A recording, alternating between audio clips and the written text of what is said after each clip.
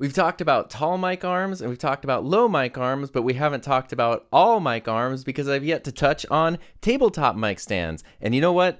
I can't stand to leave them ignored any longer. Tabletop mic stands are great for times when you either can't or don't want to mount something directly to your table. And they can also be a bit more portable than other arms, and on top of that, they're also typically a bit more affordable, with some very decent ones being super inexpensive. And this is not a sponsored video. I own and have purchased all of these mic stands myself, and I like them all and I use them all, so there is not a clear best. They're just different and they all have different strengths. But tabletop mic stands aren't perfect. Since they are tabletop stands, believe it or not, they take up more space on the top of your table, which can sometimes be annoying or impractical. Right here I have 4 of them set up, so if you had a 4-person podcast, this is a little bit cluttered, especially with all the cables and stuff. But I do have 4 different styles here, ranging from very simple and inexpensive to a bit complicated and even quite pricey. So we're going to go through all of them in order of price, because I do think that there are a few things that might surprise you. And I am using the Rode NT1, or at least a version of the Rode NT1, in a shock mount on all of these tabletop stands, so that way you can see how the same microphone,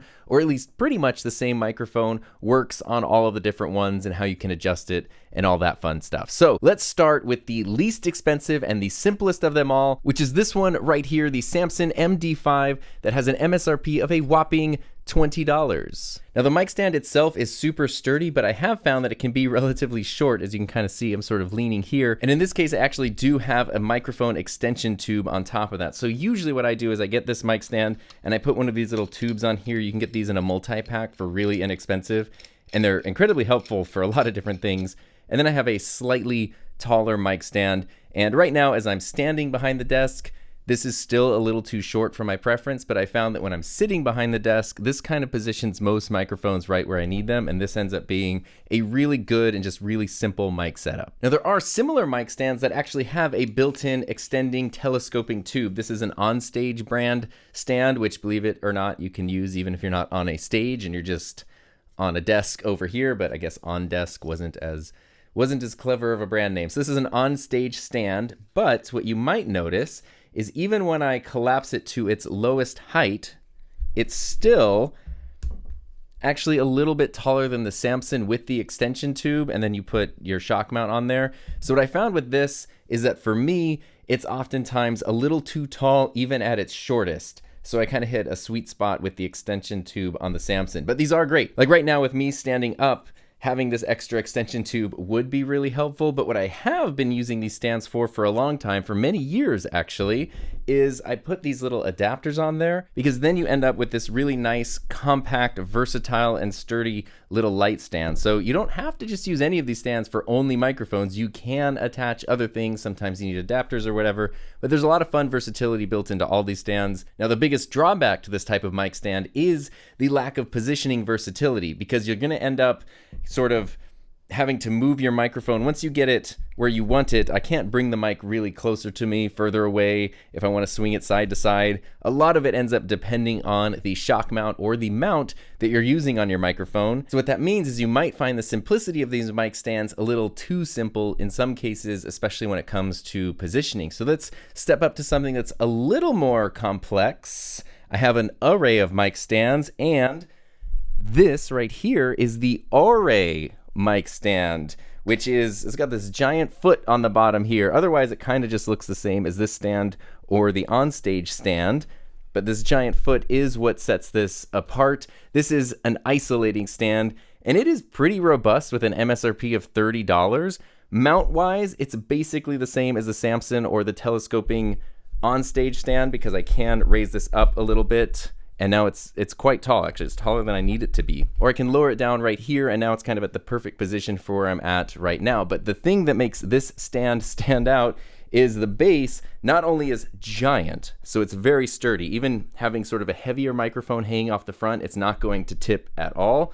But the bottom of this is metal, and under here is just a big piece of what feels like acoustic foam. And the whole point of that is to isolate the mic stand from picking up any vibrations and sounds from the table or the surface that it's on. Now I'm going to go into a more in-depth comparison of how all of these different stands isolate sound a little differently, but for now the important thing to note is that this is the only one of this bunch that is specifically listed as an isolating mic stand. So it's basically very similar to the Samson stand, very simple stand, but that extra $10 that you get in your price gets you this giant isolating foot. And this is huge. The downside to this, kind of like with anything, if you have 4 of these on a table, it's going to end up taking up just like a ton of space. And now, here's where things might get, though, a little bit surprising, because we're going to jump up in price. We went from $20, we went to $30. We have 2 mic stands left to look at, and we're going to go to the next least expensive one, which has an MSRP of $60, and that one is this one over here, the biggest one, the most complicated looking one on the table, the Shure Desktop 2, which is sure great on my desktop. Also, with this size and versatility, I honestly would have expected this to be the most expensive mic stand, but like I said, the MSRP is $60, which I think is super reasonable, all things considered, because this sort of does more than any of the other stands. And I'm not totally sure about this, but I do believe that this is manufactured by Gator for Shure, for the company Shure. And Gator is a brand that has made like heavy-duty mic stands for many, many years. And so that kind of does explain why this has sort of an exceptionally robust quality and sort of is just sort of bigger and heavier than anything else. Now, I did talk about versatility. If you want a versatile tabletop stand, nothing else comes close to this.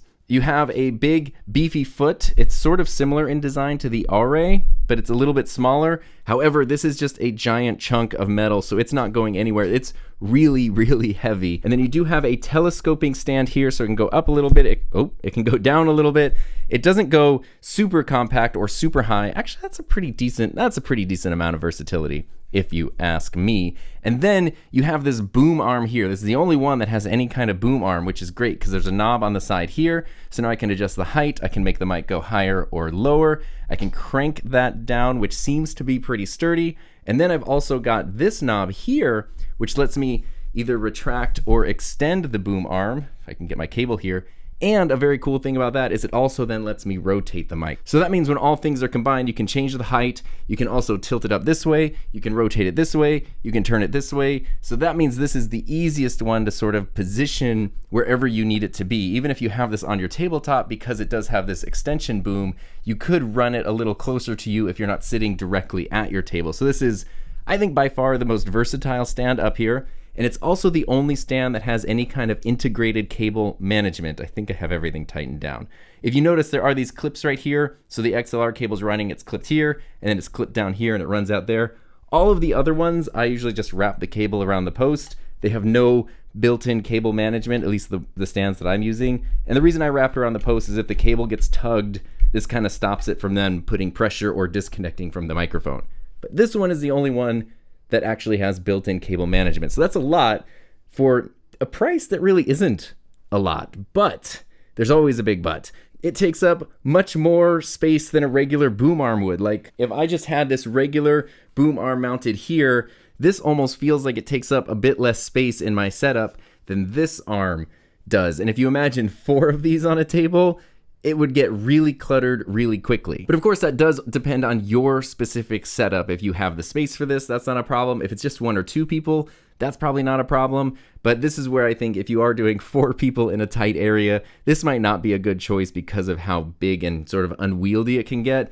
But you get a ton of versatility.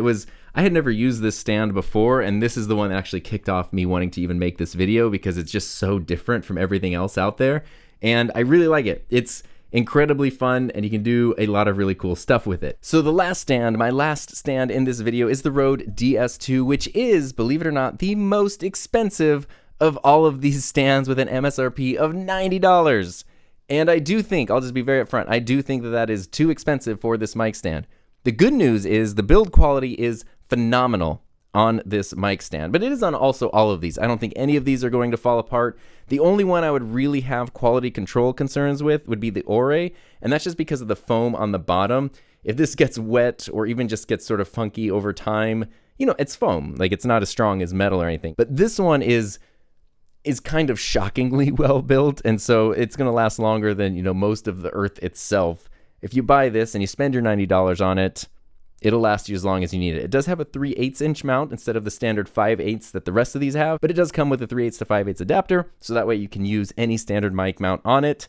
And despite that higher price, I see what they were doing here, and maybe this is why the price is higher, is I feel like this tries to be a hybrid between the rest of these designs. So you have like the simplicity of the Samson, which is small and compact, and you have the complexity of this giant Shure boom arm, and this is sort of a compact stand that also has a bit more flexibility built into it. So you have two knobs here. One of them allows you to adjust it this way, and the other allows you to adjust it this way. And then you have a locking nut here that lets you turn the microphone and kind of lock it down. Now, a tricky thing with this is you do not really get extra reach with it. You have this very sturdy metal foot. So you notice here, this is pretty like a top heavy, forward heavy microphone, and the stand is not tipping at all. I've never had it tip over with any microphone I've put on it, and even sometimes other lights and things I've put on it. It's pretty heavy duty, but you feel like you think this would tilt forward, and I think that would probably make it too top heavy, which is why it doesn't. So you don't have a ton of reach like you might expect with an arm that looks like this. You kind of just have this, and that's about it.